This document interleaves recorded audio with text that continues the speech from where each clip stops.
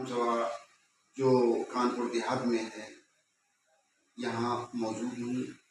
जो अवधेश सिंह सेंगर स्वाधीन भारत बाबा जय गुरुदेव के पद चिन्हों पर चल करके लोगों के सम्मान को बरकरार करने के लिए, सरकार द्वारा ठगे जाने से बचाने के लिए आप रात दिन काम करके अपना पूरा समय स्वाधीन भारत में लगा करके कार्य कर रहे हैं। मैं इनसे पूछना चाहता हूँ, ये रुपए का जन्म हुआ वो कैसे हुआ और कब हुआ? अवधेश सिंह। जय हिंद। हमारे भारत में रुपया नाम से कोई वस्तु ही नहीं थी। यानी लेन देन जो होता था वस्तु से वस्तु, जैसे आपके पास गेहूं हुआ, इनके पास चना हो गया, तो एक दूसरे से आदान प्रदान कर लिया जाता। जैसे कोई बर्फ बेचने आया तो बच्चे हमने खुद गेहूं को भर लिया, 1 किलो गेहूं उसको दे दिया, उसने 1 रुपये बर्फ दे दी। ऐसे ही होता। धन ज्यादा ले जाता था, हमारा धन ज्यादा चला जाता और बर्फ मिलती थी खाने के 1 रुपये की। तो इस तरीके से रुपए का माध्यम बनाया गया लेन देन का। शेर शाह सूरी प्रथम जो थे उन्होंने रुपए का जन्म दिया।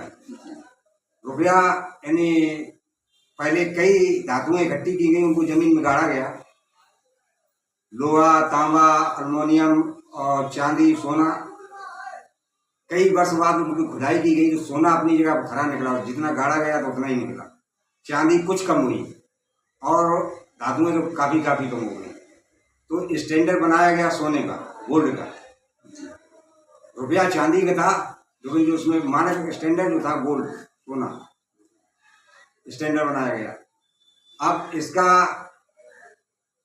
10/1 का, जैसे 10 चांदी का रुपया है तो 10 रुपये आपने दिए जाके सुनार को, तो बदले में वो आपको एक मोहर, जितना चांदी के रुपए का वजन था 11.664 मिलीग्राम का वजन, उतने वजन की सोने की मोहर दे देता था 10 रुपये देने से। या 10 किलो चांदी आप लेके जाओ सुनार के पास, तो 10 किलो चांदी को ले लेता था, उसके बदले में सोने के 1 किलो सोने के वजन तोड़ के आपको दे देता था।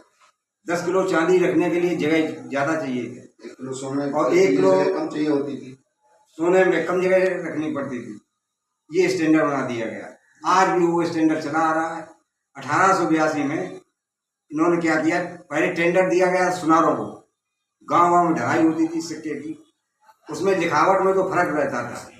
कोई मात्रा छोटी लगाता था, कोई झंडा बड़ा कर देता था, लिखावट में तो फर्क हो जाता था, लेकिन वजन पूरा का पूरा 11.664 मिलीग्राम ही 1 रुपये में निकलता था। तो 1882 में उन्होंने क्या किया, एक्ट बनाया 1882 और क्वाइन एक्ट 1906। इन्होंने जितने सुनार थे रुपए को छापने वाले बैन लगा दिया। कहा कि अब तुम रुपया नहीं छापोगे, रुपया छापेंगे हम। RBI को टेंडर दे दिया गया। RBI जो प्योर ब्रिटेन की कंपनी है, यदि भारत की कंपनी ने ये सारे के सारे दस्तावेज अपने दे उपलब्ध करा, प्रमाणित दस्तावेज, अगर भारत की कंपनी, ये प्योर ब्रिटेन की कंपनी है। इसे reserve bank of India company की शाखा, इसे रिजर्व बैंक ऑफ इंडिया कहा गया है, लेकिन ये जो है ये प्योर ब्रिटेन की कंपनी है जी। ये भारत की है, प्रमाण देखना, विधिक प्रारूप। तो 1882 और क्वाइन एक्ट 1900 के आधार से इन्होंने क्या किया, जो 10 किलो सोने देने पर हमें 1 किलो सोना, 10 किलो चांदी देने पर 1 किलो सोना प्राप्त हो जाता था। यानी 100 चांदी के सिक्के देने के बाद 10 सिक्का हमें सोने के मिल जाते थे। तो उसको इन्होंने क्या कर दिया, 15 में डिवाइड कर दिया। जब हम 15 सिक्का देने लगे तब 1 मोहर मिलने लगी। ये हमारे साथ पहला फ्रॉड हुआ। या 15 किलो चांदी इनको देने जा करके तब ये 1 किलो सोना देने लगे। तो ये इन्होंने एक कानून बना दिया। वो कानून आज भी चल रहा है। 1 रुपये में 777 मिलीग्राम गोल्ड आज भी पास है पार्लियामेंट से। ये रुपए का इतिहास है।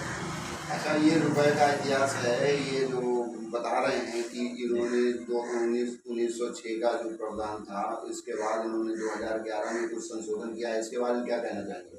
श्री पीड़िता जी महोदय रामरक्ष जी ने जब सुप्रीम कोर्ट में ये पिटीशन लगाई, बाबा जगतदेव की बाडी और सिक्का तो इन्होंने देखा कि अब ये रुपए के ऊपर हावी हो जाएंगे, क्योंकि हमारे दिल्ली और लखनऊ में जो बैठी है सरकार, ये भारत की सरकार नहीं, ब्रिटिश इंडिया गवर्नमेंट है और ब्रिटेन के ही नक्शे कदम पर चलती है। आरबीआई की बैंक जो है ब्रिटेन की बैंक है, वो भारत में आज भी काम कर रही है। 1934 में इसकी स्थापना की। 1934 में हमारे भारत में किसका राज था? हमारा देश 47 में आजाद हुआ, तो आजाद तुम 47 की बैंक होना चाहिए। नेताजी सुभाष चंद्र बोस ने 1944 को 5 अप्रैल को आजाद हिंद बैंक की स्थापना किया। 21 अक्टूबर 1943 को आजाद हिंद सरकार की स्थापना की, आजाद हिंद बैंक की स्थापना की, आजाद हिंद फौज बनाई नेताजी सुभाष चंद्र बोस। और सरकार जो होती है, सरकार के पास नंबर 1 फौज होती है, नंबर 2 खजाना होता है। जो सरकार होती है उसके पास फौज होती है और उसी के पास